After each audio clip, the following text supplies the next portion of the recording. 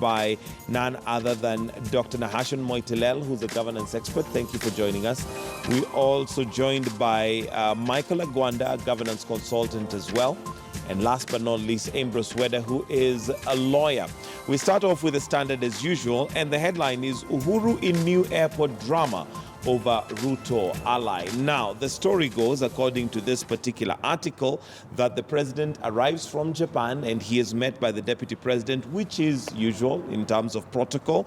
But apparently, as they're driving out of the airport, there is word that is sent to the security detail and the presidential press and the deputy president's press as well, that they should delete all pictures taken. So, of course, that leaves many wondering. Now, according to the State House spokesperson, Kanzadena, she had no comment in that regard. Let me start with you, Ambrose Weda, whether this is something that, ought to be of concern. Why would the president be so worried about pictures being taken of him and the deputy president and those that were present?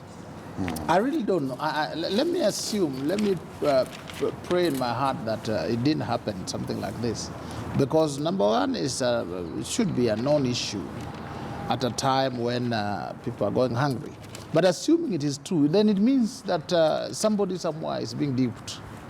Somebody somewhere is being showed, the deputy president and the president are such great enemies that they cannot even come together. They are not even working together. In fact, the deputy president is not allowed to be near the president. So when there are such photographs, they can be used and some people will feel bad. So I think it is for mischief that such an order can be given. Although according to this article, what they say is that the bone of contention here may not be the deputy president per se, but Nandi Governor Stephen Sang, who was present. And apparently this might be because many of us will remember 2 months ago he was charged with malicious damage of property, incitement to violence. And the president maybe is trying to have an image where he is not seen with people who possibly have matters before court. No, I really don't think so.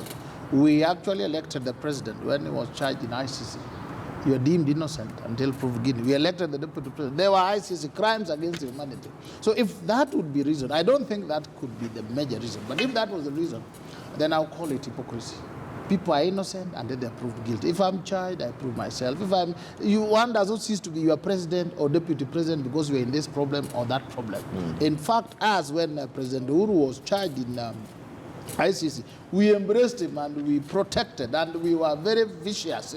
If you mentioned ICC, we would swallow you. So it would be very wrong for him to say if you are charged with small crimes like malicious damage to property or pilfering a little money here and there, then you should not greet him. He is no longer your president. I really hope that was not the reason. There could have been a special reason. But even that, this thing of photographs being deleted and so on, if the presidential team does not want somebody, they don't want Agwanda, then they should not allow Agwanda at the airport. But allowing him to be there in the line, then photos are taken and are being deleted.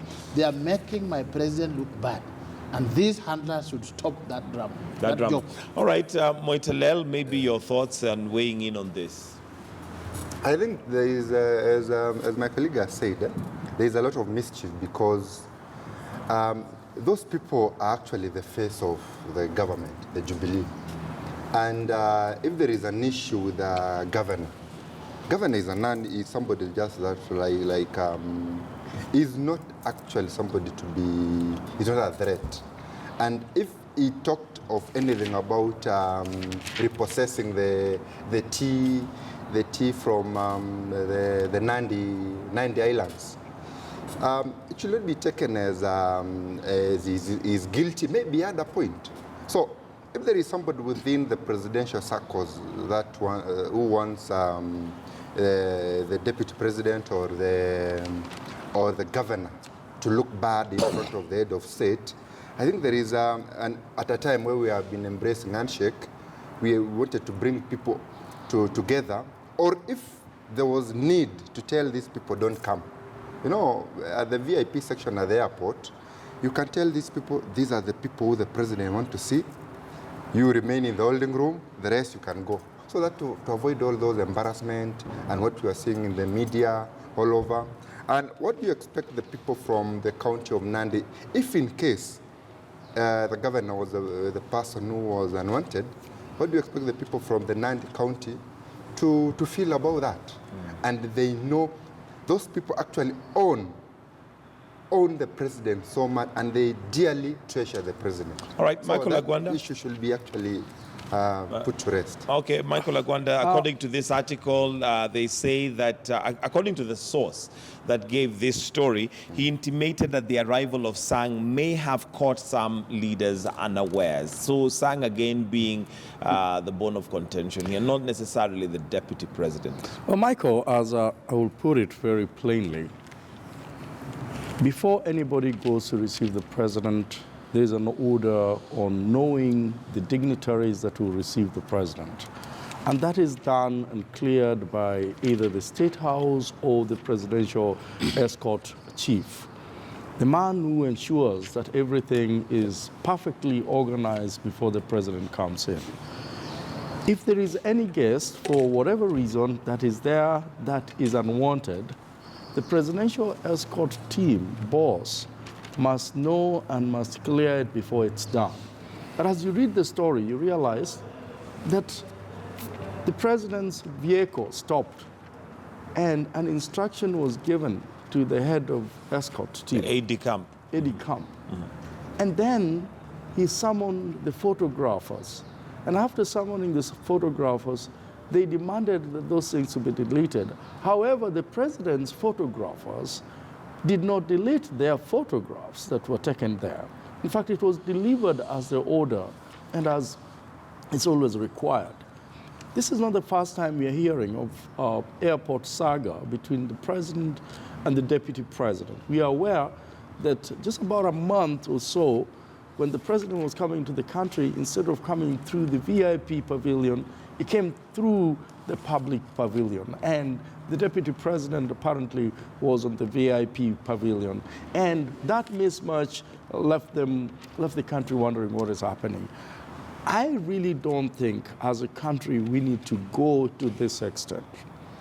If we do not want the deputy president to be at the airport, that communication needs to be official, in the sense that our image as a country is hugely dented with this kind of fiasco and nonsensical issues of airport sagas between the president and the deputy president.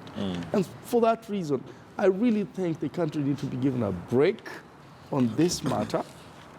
And the people that are meeting the president need to be known to the president ahead of time. If he does not want them, he needs to communicate as such so that these people don't go to the airport. What we want is not a publication like this that sometimes we think is just about Kenya, but it is the image of this country internationally. That's how I look at it. I look at it from a broader perspective. The president is our #1 marketer as a country. Whether we are having peace, it's the president and the deputy president. Whether we are having turmoil, it's the president and the deputy president. When we are having issues of corruption, when they speak it, the international community listens and says, oh, Kenya is having issues.